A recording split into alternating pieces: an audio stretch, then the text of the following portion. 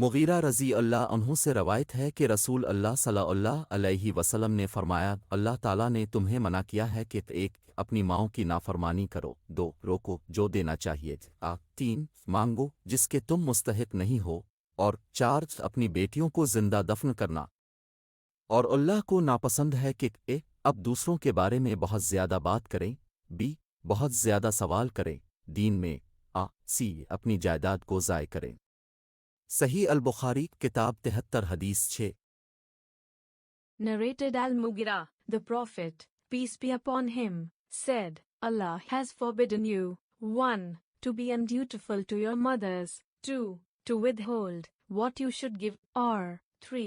Demand what you do not deserve, and 4. To bury your daughters alive. And Allah has disliked that A. You talk too much about others, B.